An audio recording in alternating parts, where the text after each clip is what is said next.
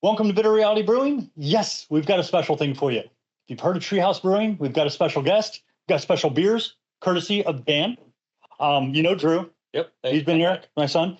And this is Dan. I'm going to let Dan introduce himself and tell you a little bit about Tree House Brewing since it's in his neck of the woods. Hello, everybody. Dan Labrecque. I live up here in New Hampshire. Beautiful day today. Tree House is in Massachusetts, and everybody across the United States and probably the world at this stage knows about Tree House, and they're famed for IPAs. Now, Tree House makes more than IPAs. They also roast their own coffee, which is amazing.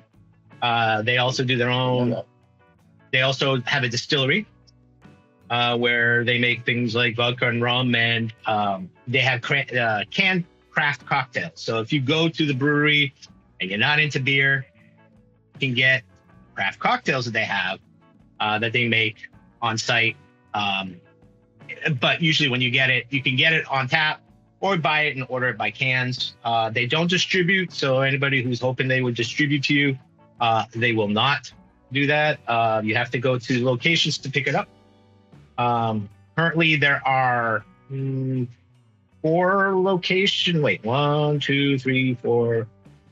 locations currently. Their major canning and brewing location is Charlton, Massachusetts. It is like their mecca of all things Treehouse. And then they have satellite location, Tewksbury, Massachusetts is the one I go to because that's an hour from me. It's an actual golf course, so they bought a golf course. And you can play golf and drink Treehouse beer and get some amazing pizza if you want. If you're not into the alcohol, you can go ahead. And they have seltzers that they do that are just non-alcoholic seltzers there. They have the craft cocktails if you're into that. They've got non-alcoholic craft cocktails. They've got coffee. So they have all of that. Play golf. You can get their branded stuff. The full nine. Yeah, the full nine. They have the full nine. They have a location in Sandwich, Massachusetts, which is right on the Cape. So you could go there and look at the ocean. Wow. Right there. That's more my style right there.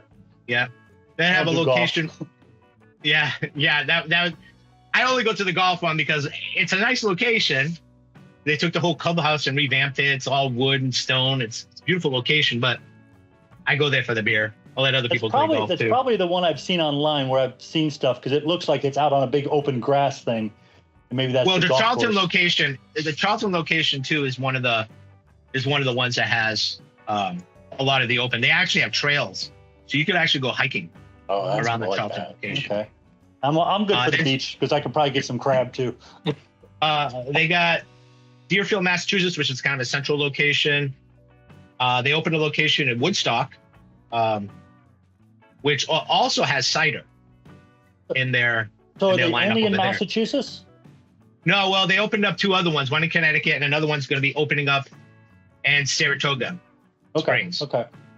And I that's just know that sometimes going to different states, there's different laws, and sometimes it's a pain.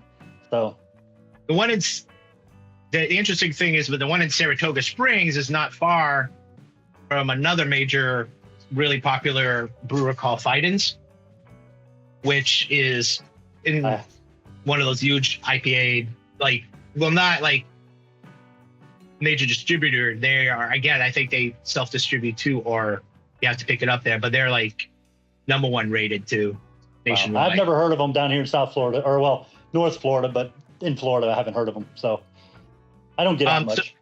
So I guess the original, Tree House started in, I think 2011 is kind of when they started, but it was basically in a small barn in Brimfield, Massachusetts, kind of out in the middle of nowhere. Nate Lanyard, Damian Goudreau, and Dean Rohan were the 3 that started. I think Nate and Damian are still running it, but I'm not entirely sure. And then the name for the treehouse is because on the property there was actually a treehouse. Okay. So they started that. Method to a madness. Right, there is. And then they started growing, and then they ended up they moved to another facility in Monson, Massachusetts. Now they still have the Monson location, but I think it's for just the stuff that's like the barrel aging stuff and those experimental studies.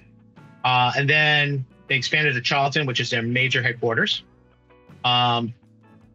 And now they have the other locations that I mentioned earlier. Interesting thing about going to Tree House, if you're ever in the neighborhood and you're going to Tree House, is you have to buy drink tickets.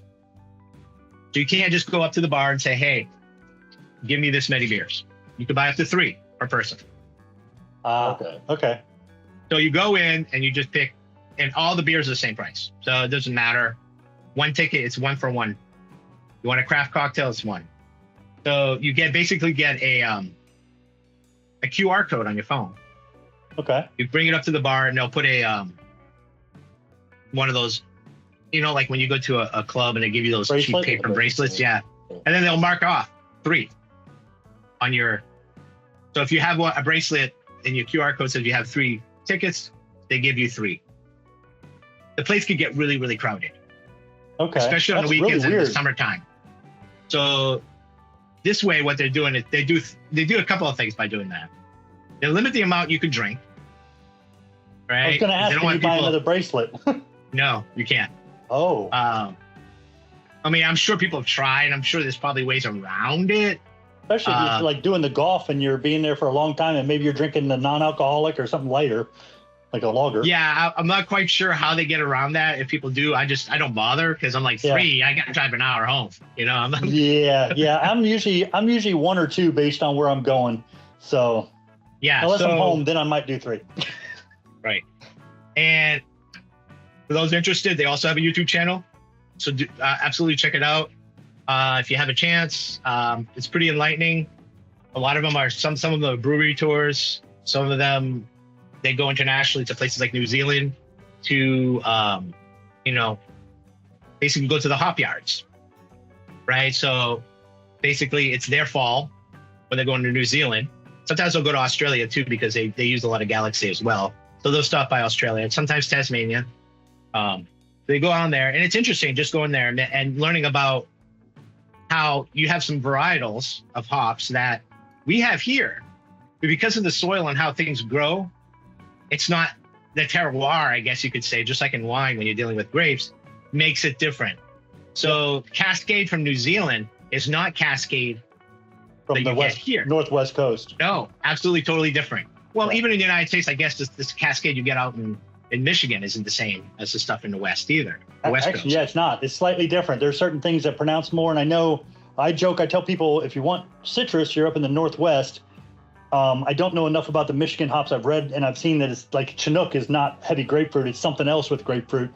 And then you go down to New Zealand, you get the tropical. You're in Germany or England, you get more herbal and other types of flavors. And then if you do South Africa, you get hints of coconut and lychee, and just strange how that works. Yeah. I don't know. Obviously the soil, temperature, all these things play a factor in it. Yeah. And I think them doing that and going out to these places that are just these hop yards, it brings attention to these locations. And in a way, I don't get to travel all that often, especially overseas. So this is my version of traveling. I'm like, hey, I get to travel and learn about beer. How about that? I watched Amazing Race and I watched Brewdogs when they used to travel. They don't do that anymore and it's been gone. I didn't take a photo of these, so I'll be, putting at the thumbnail, whatever I get offline from them.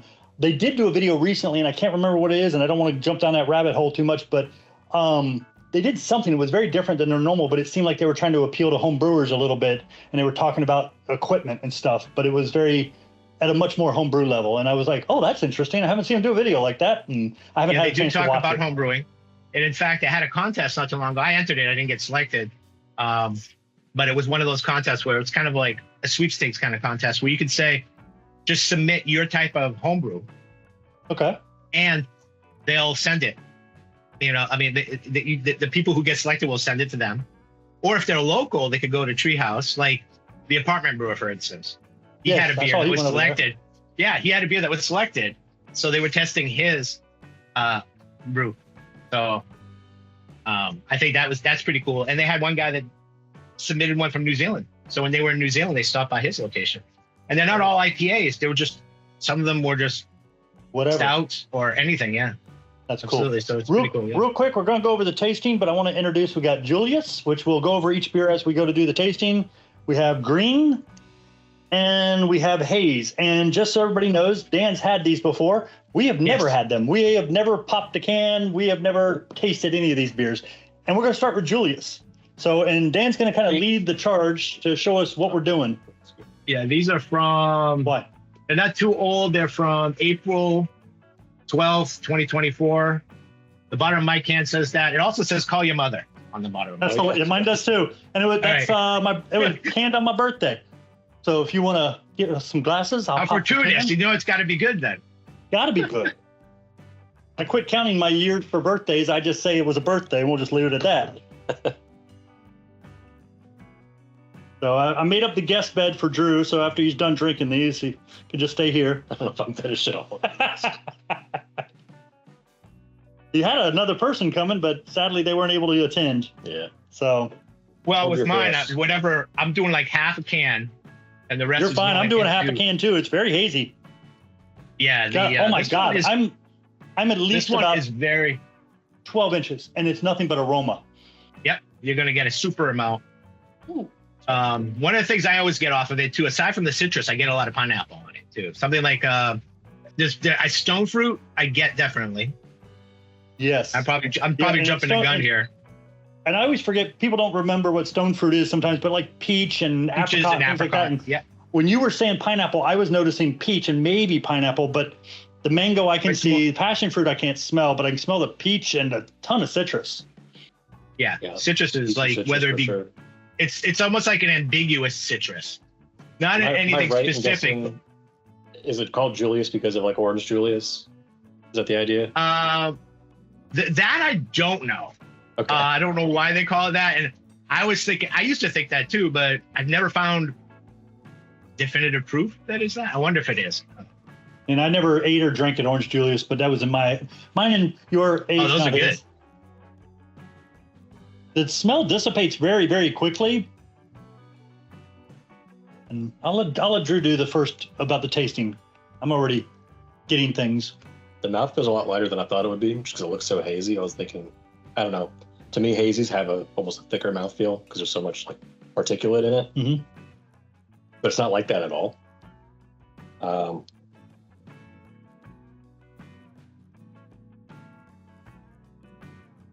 I get a lot of citrus in it. I'm not quite getting the same amount of peach as I did from smelling it. And the description doesn't say anything about. Oh no, it does towards the end. Lingual citrus. I get a lot of citrus. I get definitely a little orange rind. And I mean rind because it's like more rind than orange. I can say a little bit of grapefruit in there, but the biggest thing I get is a very acidic kind of burn in a good way. The nice acidic burn, like you'd have in a Coke. I don't drink soda or stuff, but that just nice burn, and it's a good burn. That nice alpha acid. Yeah, nice, it's nice. It's not a bad burn. Right. It's not. Yeah. It's very nice. Not like vinegar. One thing I notice about this particular beer too is that if you have it, I think temperature plays a big part in what you're tasting, right? So I know a lot of people are like, oh, you drink your beers straight out of the fridge. I had this one out for a little bit, the Julius. And when I pour it, it's a much different experience than if you're taking it really cold, straight up. And I find that it's a silkier feel when it warms up a little bit. It's still a little silky. Yeah, but not I heavy. think it's that. I mean, head retention is pretty good. Very good. I would say about a medium mouthfeel for like an IPA. Yeah, and this is a 6.8%. So, which is very good. Do me a favor, grab that wood, move it, and grab 2 cups out of there we can use for water. Okay. We forgot the bottle of water. Yeah, I have my bottle over here because after a while, they're all going to start blending into each other. So this is a real good beer. Do I think it's necessarily their best beer? I know they're going to be like, oh, Julius is their best. And some of them will say that. I think it's an amazing beer. But honestly, some of their New Zealand beers that they have with it's all New Zealand hops, like the Nelson Sauvin and the Motueka and all those, I mean, they're just so like magical. They're absolutely magical. And I think, they have them until they have them. I would say it's their best beer because it's the only one I've had so far. Right. Exactly. Yeah, little. And little, they're not shot afraid of glasses for changing their water. recipes. And they're not Say it afraid again? of changing their recipes either. So they'll go and change. Like if they feel that they can improve upon the beer. I mean, if you were saying like if you went back 5 years and had a Julius and had one now, although the techniques and the way they make them are the same, the ingredients may be a little bit different. And Change maybe the a little hops bit up better. maybe or something. Sometimes, yeah, they'll try to, and they usually, and for them, some of their beers, their hop blends and how they do certain beers, like their Julius. I believe the hop blend of which hops they're using is proprietary. Like they don't necessarily tell people Okay. which hops are being used. Well, and I've noticed that with Alchemist and some others. There's information out there, but it's not always guaranteed that it's the same. And they've even said they changed a little sometimes. And we've discussed one that I was going to send you a beer that they went cheap on it to save money. And then they turned around and just quit making it because people didn't like it anymore because it used to be a great beer and they ruined it. And that was out of Cigar City. All right, so back to the question you asked Drew about if is it named after Orange Julius. The answer is no. It's Oh, you not looked it up, after Orange okay. Julius. I did. Or at You least can't there's get no at them proof. all. Yeah. And I think it tastes better than Orange Julius. I mean, Yeah, I'm allergic to oranges. Yeah. I'm a Florida boy, which wasn't the case until I got sick too many times. But I like oranges. I just can't take too much of it. It upsets my stomach because it's kind of psychological, part acid issue. right, which is why, IPAs, right? They'll do it for you. Right? Okay, Get your juice that way. you tell me which is next. We got green and haze. All right, let's go by ABV then. So let's see. So We got I a think we'll do 7. green. We'll do green, which is 7.5. This haze is a double. Oh, Yeah, it's 7.5. Another one's 8.2. Hey, that sounds All right, like one of the beers I make. yeah, for real. Let me get my glass of rings too, because I only got one glass here. So Well, I can tell you right now, this one didn't slam us with the aroma. And it's a lot more, I'm off camera and I apologize. I gotta go get my next. you're fine. I'll take out Haze too while I'm at it. Give me more.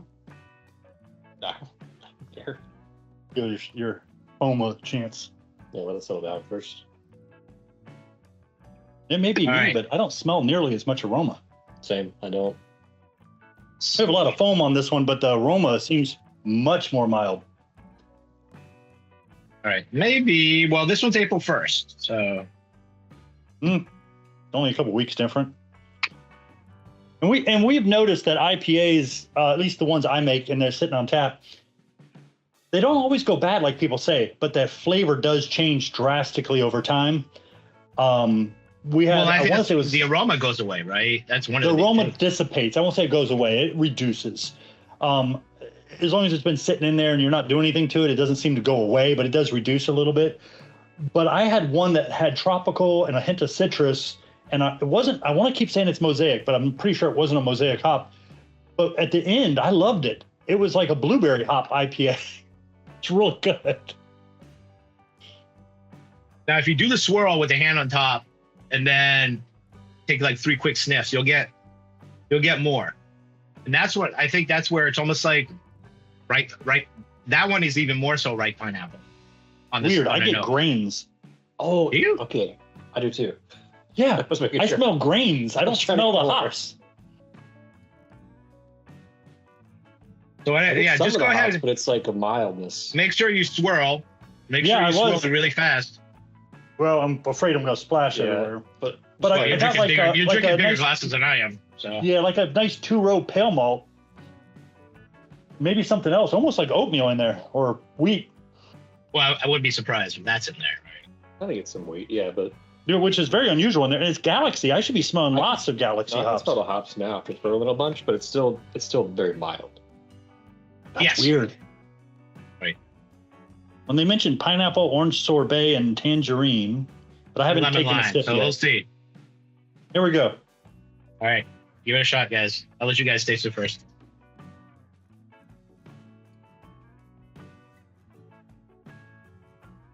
I didn't get any of that. I got a little bit of orange or a mild orange, which I guess you could think tangerine. And I can see pineapple on the finish, just a tiny bit. It's smooth, but it is not nearly as strong in hop flavor or aroma than the Julius. Now I think too, and that might be the issue here too, is that if you go with Julius and you try the other ones, I mean, it's hard to cleanse your palate of all those hop oils. Yeah, this is that you just had. Very distinct. And then you get over to this one, and we're getting the same distinction out of the flavors. It's kind of like, oh, it's just a solid IPA. That's kind of all I can think about it. And I love Galaxy, but the Galaxy is not standing out.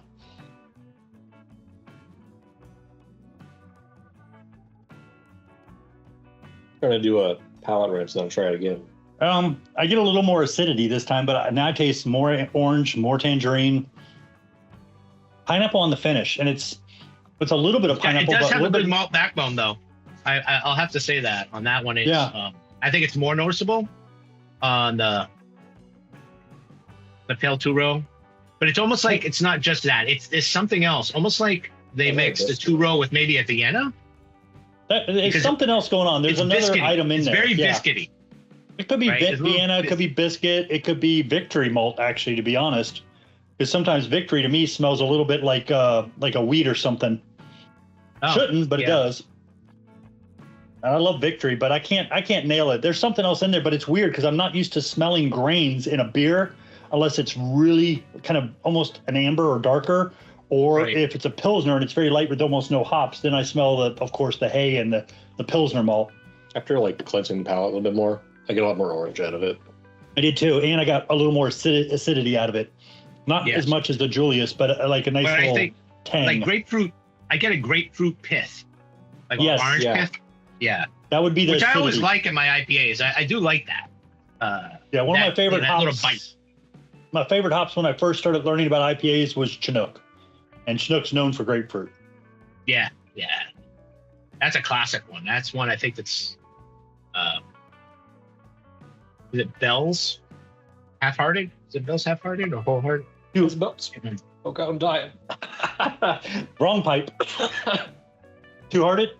Half-Hearted and Two-Hearted are both Bell's, yeah. Yeah. I think too, one of the things that other brewers, and I've talked to other brewers around, I won't mention any names because I don't want to start a stink or a row or anything like that, that a lot of them respect and like Tree House, but one of the things they say is like, well, if you drink one Tree House beer, then you drink another one, then it starts tasting the same after.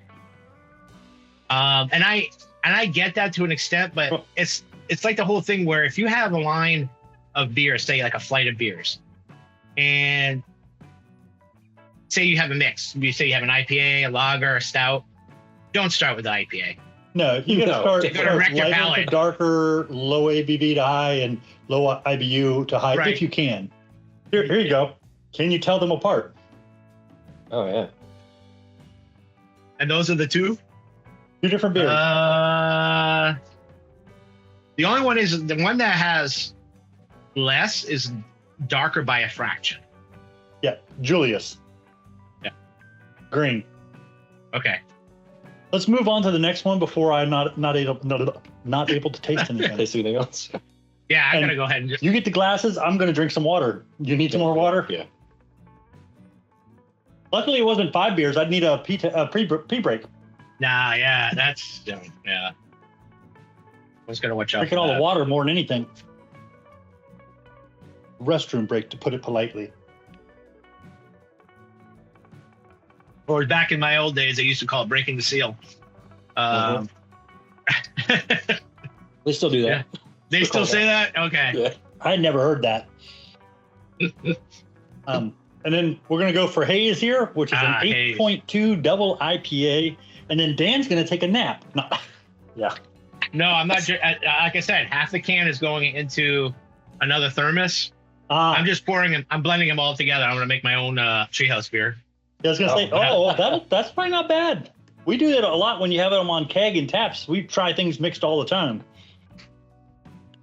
Sometimes it's nice. Sometimes it's very nice. Sometimes very nice.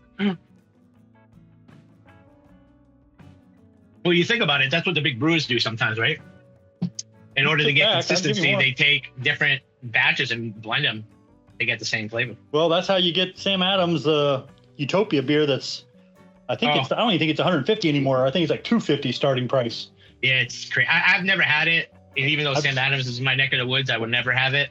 It changes it's a gimmick, every year. It's a gimmick. Changes. At that point, it's just distilled alcohol. Well, it changes every year. The year I had it, I want to say it was 28%, and somebody won one, and he just bought one, so he gave it away to everybody at the home brew club by letting everybody have some. I felt bad. Right. I only took a little bit, but it tasted like a banana Foster's liqueur. Ooh. It was amazing. Ooh. But it was only like about that much. You don't have to tell me twice to banana Foster's. Now you're talking. Man. That's up my alley. All right. Yeah, and that was back when they were like 150 a bottle. Now I think it's 250. All right, so let's see when this was. Now, sorry. We're wondering, even if we have Dan like over here, I believe. Yeah. He's down here in the corner for us. That's why. What you're not seeing on camera is Drew's pushing me away. No, just kidding. This one is, I think it says the 8th. Says what? Yeah, 4/8. April 8th, yeah. So it was born in between the two. Yep. Keep cold, drink fresh. What did the green ones say? Same thing, I think. Keep cold, drink fresh. Keep cold, drink fresh, yeah. Keep cold, drink fresh. So only the yellow one, the Julius, says call your mother. Okay. I think it was, who makes resin? Oh, is it 6 Point? 6 Point, yeah. I think it's 6 Point makes resin. They used to have all kinds of weird things like that on theirs, from what I remember. And their UPCs used to be that's a really good beer too. Like West Coast IPA style. Oh. Well, their UPCs used to look like cities. And when they first came out, though, I was at not a bottle shop, but a high-end grocery store. And the guy's like, hey, you like these? And I'm like, I don't know what they are. When they first started coming out, they had all this cool marketing. They were the tall, skinny cans. But they had no description of what the beer style was. None. There was like no hop information, no nothing. And I'm like, it just has a name. I don't know what it is. They changed it. They updated it. So now when you see a box, you're like, oh, I know what that is now. All right. Now this is going to have more of an aroma. If you do the swirl and smell. It's much more aroma. This is a bit stronger.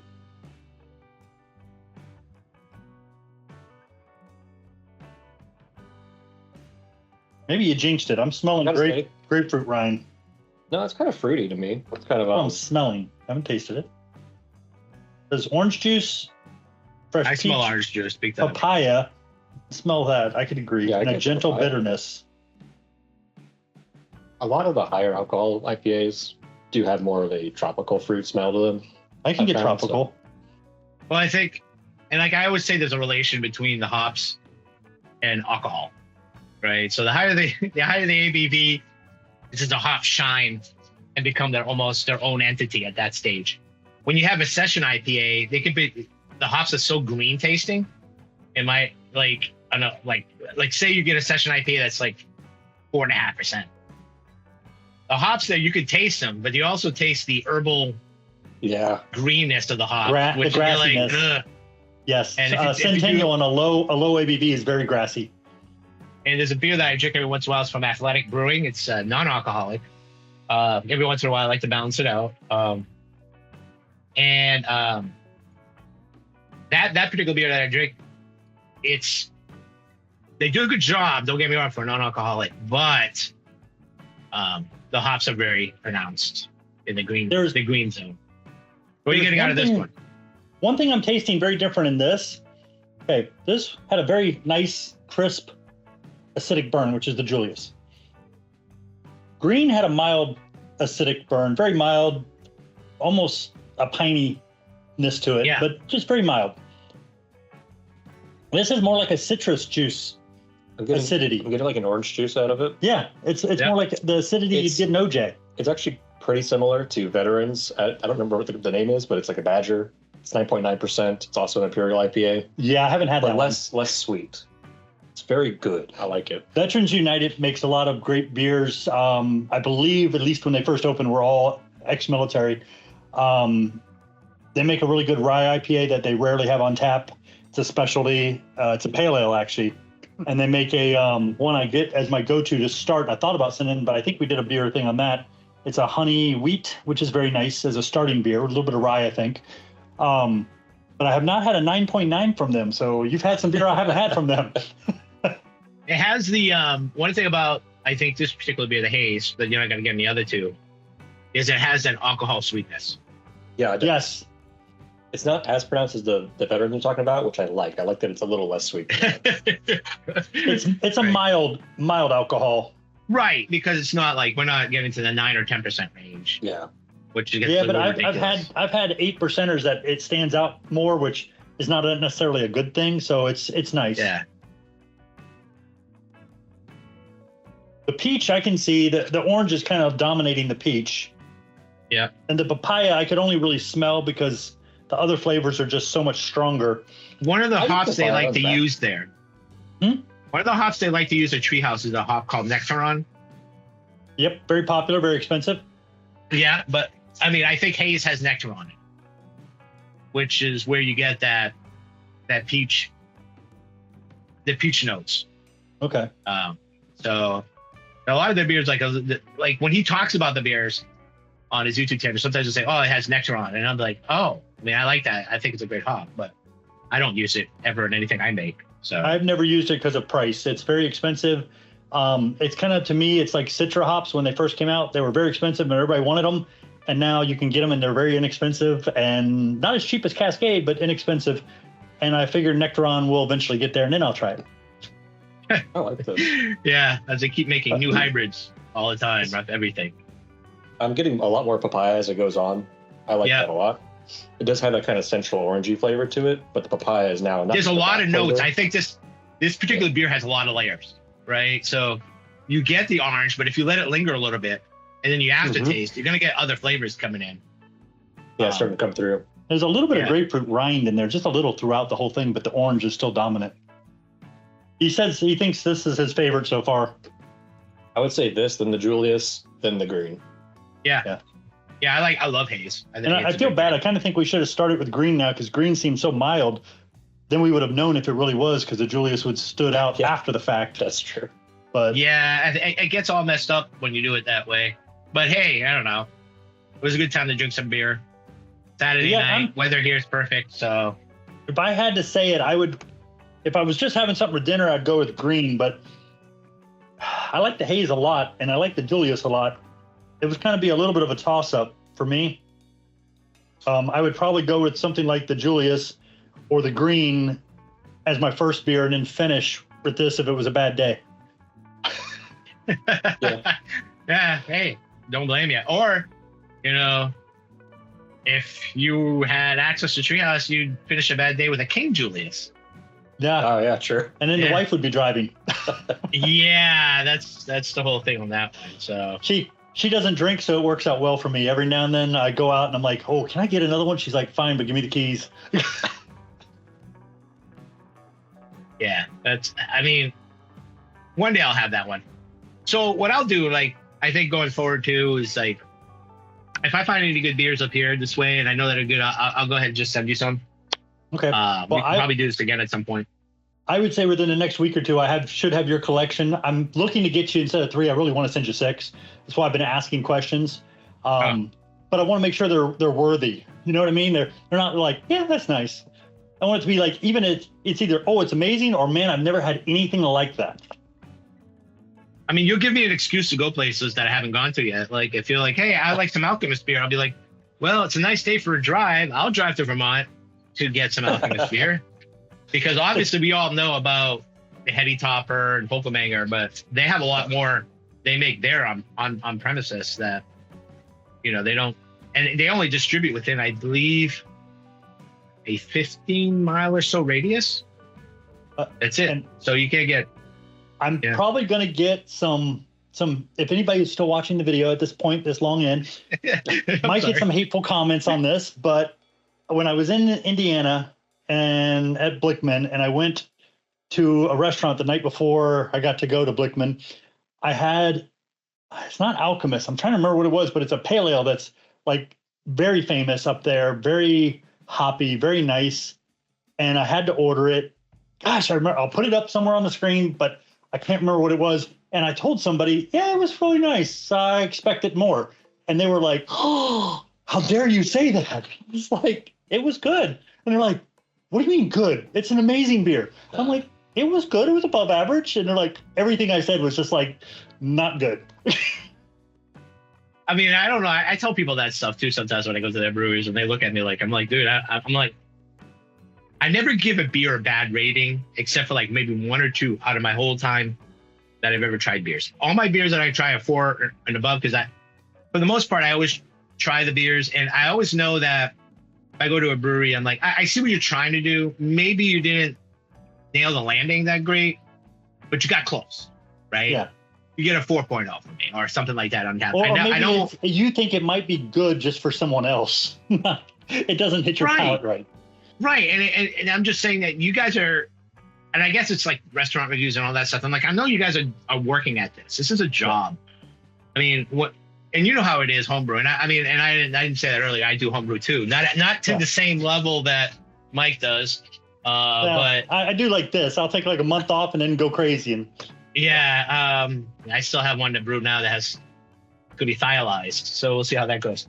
But I know how hard it is to try to work on it and get it right. You know. Well, you may have seen the review where my dad tried a beer and it had pistachio. I did not care for it. I had planned on trying to make a pistachio beer because somebody was offering the ingredients, but I don't know. He was like, that. you know, okay. He's Sounds like, weird. Okay, it might be good, but it's not for me. And he sets it down. He's like, which was like perfect. wait. Let's back this up a little bit. A pistachio beer, like what style though? It was, I want to say it was a sour. It had other things in it. What's the one I was here for too? Yeah. It was a sour. It was a sour. It had other flavors in it, but it also had pistachio. I think it had a little lactose. It was from Trippin' Animals out of Doral, Florida, which is Miami. I think we had 3 that time. It was the strangest. It was It was just strange. It was weird.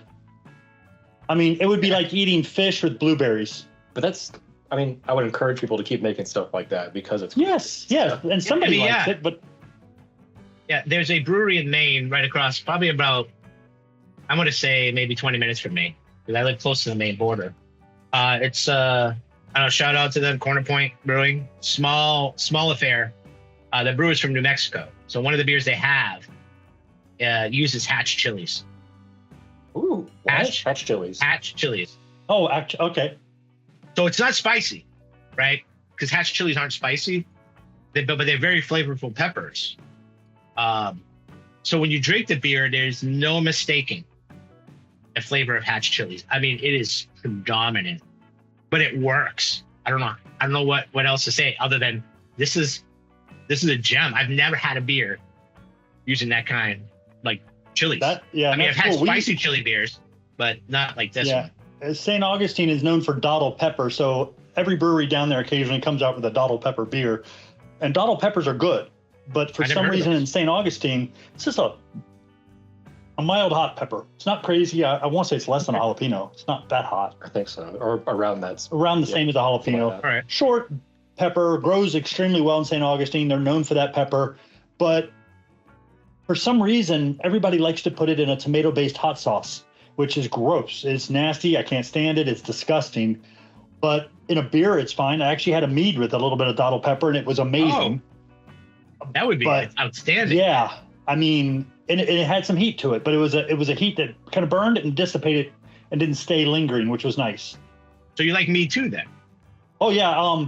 If you haven't heard, and this will be entertaining for everyone, and let's do this. Thank you again for joining us at Bitter Reality Brewing. We'll bring more to you later. Thanks. Thank you. We're gonna keep talking. Okay. We went to a butterfly. Before we went to a butterfly thing, I went to a beer club, Hogtown, which I did a video about them, and they did a ton of meads. And I'm trying all these different meads, and I'm like, oh my God, these meads are really good. And then about half hour after the club, we're at a free butterfly museum / indoor thing that's outside, and it's hundreds, if not close to 1,000, but probably hundreds of butterflies, and it's free, and you can walk around. I'm trying to get the butterflies to land on these 2 kids behind me or my wife. They would not stop landing on my face and on my mouth. And my wife's like, oh my gosh, isn't mead made from honey? And I go, yeah. She goes, and the bees are tasting my lips. Because I guess there was residual that I didn't know about. I couldn't tell, but the bug could. But yeah, so my new thing is you should eat sugar or drink some mead and go on in. My wife would love that. who's an animal person. She tries to get them all to come to her. We had hummingbirds, everybody over here. So. She would love it, and the butterflies love the smell of that. They land all over you because of the mead. So there's a place not too far from me here. It's called Moonlight Meadery. And they've won a lot of medals, like for their mead and stuff like that. So if I ever see anything good from there, I'll send you a bottle of it. Their stuff is like grab like 2 bottles. This stuff is really, really good. My favorite from them though is they use one with blackberries, a mead with blackberries. Oh, that's good. And the reason why it tastes good for me is because the blackberries adds acid to the mead, which cuts down on the cloying quality of it. It almost tastes like a sweet red wine. Like almost never thought tannic. about that. It has a tannic quality to it. Yeah. Which, because sometimes mead to me can come off a bit like, yeah, this is good, but it needs to be mixed with something else. Yeah, when I've seen people making mead saying that you should add a little tannin, you should add a little acid and some things like that. I'm not a big mead fan, but I found that I like meads with tea or fruit. And he loves blackberries, but I bought these. He wasn't that impressed with one of them, or both. I don't remember. You weren't impressed with this one. Yeah, you I like the like this hibiscus. one. Yeah. But I got these, and meads are expensive, so I rarely spend money. But these were like $30 a piece, which killed me. This was a peach the honey's mellow expensive, mel, which is brewed on site where they harvest the honey, and then this is a hibiscus mead. That looks good.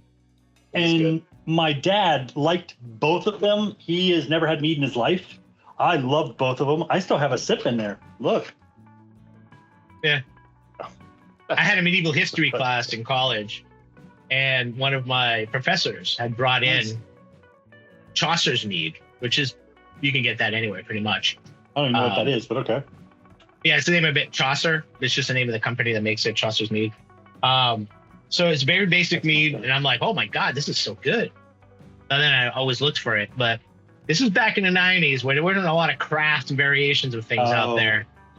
So it's kind of like, yeah, I mean, for those people who grew up, you know, in their 20s and stuff, like in the 2000s, the craft scene just blew up. I mean, it was extraordinary. I mean, I can remember thinking I was special. You're 28, so you kind of grew up through that time. Yeah. But didn't drink anything that time. Yeah, I mean, I felt lucky to drink Rolling Rock when I was like in my 20s, and now trying it now, I'm like, yeah. Although I must say, I still like a Miller Lite. I still like.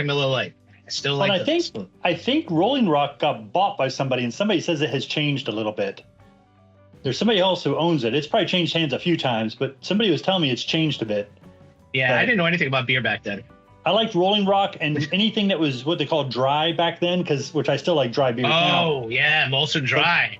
Everything was dry. Well, they had a dog and they had a wolf. There was a dry wolf. It was a wolf. It was a red ale. It was freaking good. Okay. It was just a light lager with a hint of redness to it, but it was so good. And they were put out by big companies like, you know, the Anheuser-Busch and other people. Wow. But they were good and they were great beers. And then they just died, you know, and then they went into a whole cold filtered. And I'm like, oh, you mean you cold crashed it like everybody else? Yeah. You cold crashed it and then you filtered it? Cool. Yeah. I had somebody actually about a year and a half, almost 2 years ago, tell me, yeah, but they cold filter everything. And I was like, you know what that means? And he's like, yeah, they're running it through some sort of like a filtration system really cold. And I go, that means they freaking refrigerated the beer. And he's like, what? No, that can't be true. I go, yes, I do that. And sometimes they'll run it through charcoal filters. So if you want all the flavor stripped out of your beer, that's a good way to do it. Mm-hmm. Yeah, cold crash. That's the stuff my dad likes. He always likes to try to tell me, Michelob Ultra, now that's a good beer. And I'm like, dude. I mean, at that point I go, I'm not just drinking mineral water at that point. Yeah, my dad grew up drinking, well, I grew up with him drinking Michelob. He now drinks Michelob Light or Michelob Ultra. If I'm trying to lose some weight, I will do Michelob Ultra Amber because it's got some flavor, but it's very low in giving calories. You something. It's got something in there. There's something there. But yeah, and the only other beer I liked a lot that doesn't exist anymore, and Corona's not it because Corona's nasty. And I got a lot of friends that like Corona. I can't stand it. But there used to be a beer called Tequiza. It was a light beer like Corona brewed with agave. and I put a lime in there, and I could drink that all day long and eat chips and salsa all day. I'm good. It was, and it was probably a lighter beer too. It was very light, which is really good and amazing with lime.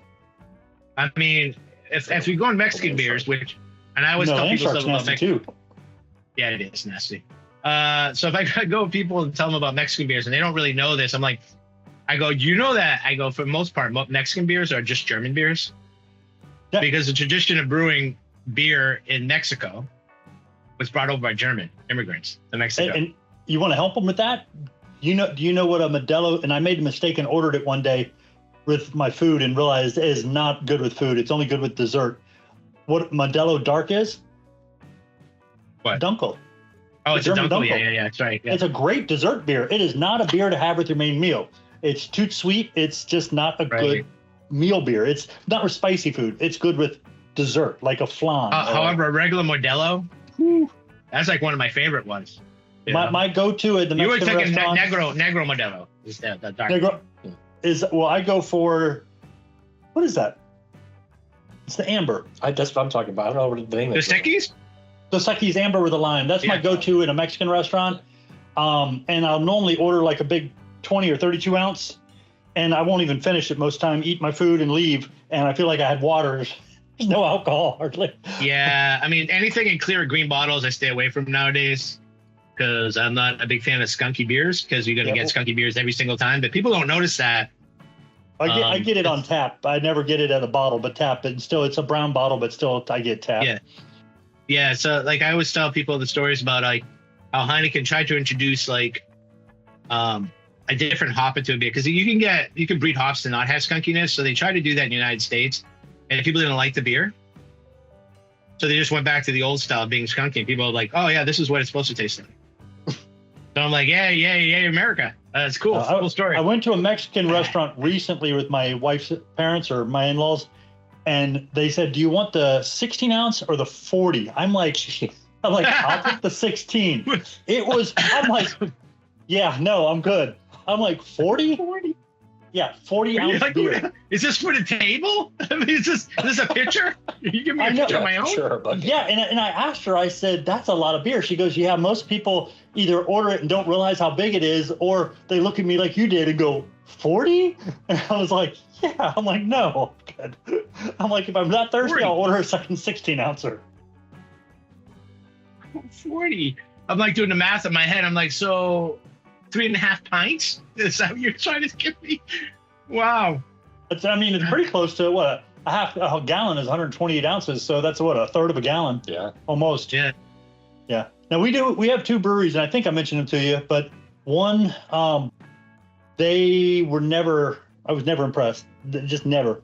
And then they got new brewers, and now suddenly their beer is tasting better. Yeah, they're all right now. And it's funny because I've had people I've talked to that loved their beer back in the day, don't like the new beer because they can tell it's changed, which it's actually gotten better. It tastes good.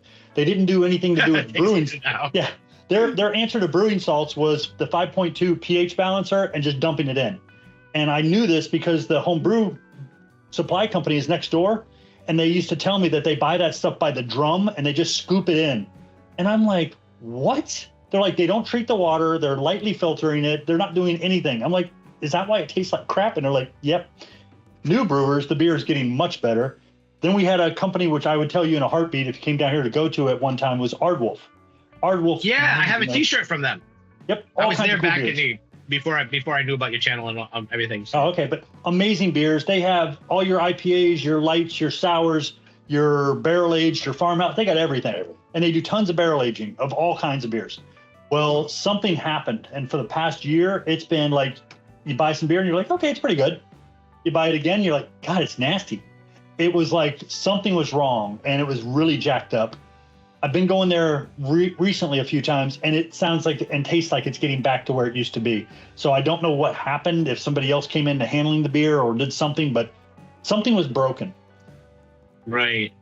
When I stopped by there one time, I got an Imperial Stout I brought home, and I liked it because it had a D&D variation of it that had a 20-sided dice on it. I thought that was pretty cool. So I'm like, I bought it, tried it. I'm like, oh, this is actually pretty good. It's a good beer. So the one thing I liked, at least, and I think it's still true.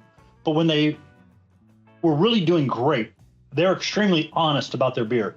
Like they had a barrel-aged beer that said, tastes like tobacco and leather.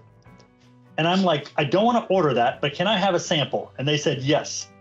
It tastes like someone had taken their cigar or whatever and just brewed with their cigar in the beer and then like put a big strap of old leather that had sweat on it in the beer. And I'm like, that's nasty. I'm like, I mean, honestly, to me, in my mind, I'm thinking like, because I like Scotch. So in my mind, I'm like, wow, that might be good, actually. Yeah. I like now, if you had a few scotches, it would taste great. Yeah. But it tastes just like they described. And I'm like, who would try to describe a beer like that? But that was an honest description. Nasty. Just downright nasty. I'm like, that's gross. Or like their barley wine, whatever. Say it tastes like what that soda is. It's garbage. I don't drink soda, so I never really? Soda. What were you saying about their barley wine? It tastes like soda? So there's this barley wine they made for a little bit. It tastes like cheer wine. That's what it was. Cheer wine. And they described it as tasting like cheer wine. It's gross. Yeah. Cheer wine. What the hell is that? Well, we had Hyperion. They just shut down.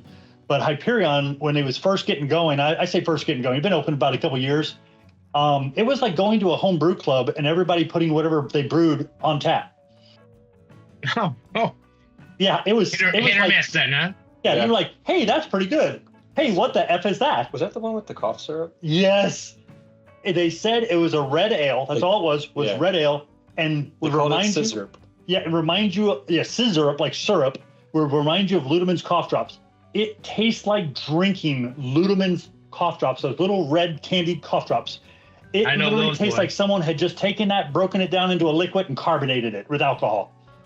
It was disgusting. Yeah. There must have been 8 or 12 people at that place that night, and everybody was coming over to smell it. And they're like, oh my God, I know what that smell is. And it was the older people who reminded it. The younger people were like, it smells like cherry something. I'm like, yeah, it's a cough drop. It's like having Jaeger beer. No, he likes Jaeger. I can't. I draw a line. I draw a line at Jaeger for pretty much things. I like gin. I like a lot of things, but Jaeger. Yeah, I don't like gin. He likes gin. Bad memories. He will tell you how Jaeger got popular, and I was one of the people helping to get popular. I was a DJ in a nightclub in 1993, 94, something like that, or 92. And we would get we'd get a Jaeger girl there giving out Jaeger shots. We would get all these blow-up Jagermeisters. They would do all kinds of things. Jagermeister's for old people in Germany. Yeah. He said it was for old people. They brought this marketing guy in. He helped that. He brought like Absolute Vodka and some other brands over to America and made them super popular. He did the same thing with Jagermeister and pitched it as like a party shot beer. That's where all the Jaeger girls came from, the Jaeger like freezers, all that stuff, where they would start doing Jaeger bombs. The marketing was pretty strong. It's all marketing. Yeah. Because in Germany, in the tiny little town where that brewery is, or that distillery, it's just a bunch of old people. It's like a dying population that just drink it for their throat hurts. Appetite. They take a little shot and go to bed. That's what it was used for. It's like NyQuil. I mean, really, it's NyQuil. It's syrupy like NyQuil. It's a syrupy herbal medicine with alcohol. And I remember promoting it, and the Jaeger girls coming in, and you put some girl in a skimpy outfit. Guys like, I'll pay $1 for a shot, and that's what it was. It was $1 a shot, and they would squirt whatever the hell it was in your mouth. Yep. That's the same thing with when you go to a club and have a Jello shots coming around. It was always somebody, I would say, just provocatively, could always sell you Jello shots, even if you hated them. He's like, I'm going to give you something that hopefully you didn't go night clubbing like this. But because I was in a nightclub and I was the DJ, I got to see a lot of things that most people probably don't want to see. They used to take a garbage can. This is when when they started taxing every ounce of your alcohol. They would take a garbage can at the end of the night. Now, the garbage can was super clean. It was only used for alcohol. And they would take those things you put all your glasses in upside down to put them through the dishwasher. They put that on top, 1 or 2 garbage cans. And at the end of the night, they take all the empty bottles of everything. You're talking, it didn't matter what kind of liquor it was. Everything. Flip it upside down and let it drip all night. Now, we probably had gnats and we probably had some bugs in there too somewhere. The next morning. Yeah, I would imagine so. They would dump all that stuff together and they would eventually get enough to fill a bug sprayer, a big old bottle. They would strap it on a girl with a little shirt, little t-shirt and tiny, tiny shorts on, and she'd walk around $1 a squirt and she'd squirt you in the mouth. And they called it at least. Actually, I've been to a place like that had that. I didn't know that's what it was. Well, I don't know. But it was always like a mystery brew. Like you're like, what is this? They're like, they never tell you. Yep. Now every pub is different, so it might have been better there. I don't know. Oh, I don't know. We called it a Bart Simpson. Yeah, I could see. Yeah. Yeah. And it was whatever the hell, blended together, squirt in your mouth. Here's $1, thank you. And it was pure profit because we were gonna have to throw that away. Yeah. Woo. Yeah, that's just the thought of it. Like, some flavors do not play well together. No, I could never imagine trying to do that. So I think about what you're thinking about because I made Jello shots one time when I was underage. I used a melon liqueur. I put a little whiskey and some other stuff in it. Oh God. Ooh. Yeah, only like 3 of us had some, and we all hurled. It was bad. It was bad. It was just nasty. It was green, but it was bad. And I think we used lime jello. Midori whiskey. Yeah. And I can't tell how old it was or if it was supposed to be allowed to age, but it was not good. Tasted good. I mean, if you like mixed drinks, there's a guy on YouTube that's called How to Drink. His name is Greg. He does a great job on there. So if you ever get a chance to watch him, I watch him all the time because some of it is like lessons on alcohol. He'll talk about like where tiki drinks come from, all these different, how to formulate a cocktail based on certain rules. Like he was using the rules for an old fashioned, but applying it to different types of alcohol instead, and different types of liqueurs and stuff like that. And I'm like, wow, geez, that's I've worked with a lot of bartenders, and I used to promote them when I was a DJ, which DJs think that's weird, but it really worked well because the company would make a lot of money. I would focus you on one bartender throughout the night, and then the next bartender, and a specialty drink that only they had, and people would flock to that bar, and it would happen throughout the night, and we'd hit it over so many times till every bartender got hit. And the one thing that you just made me think about would be a great YouTube channel to start, and I don't have time or the interest, would be a mock cocktail.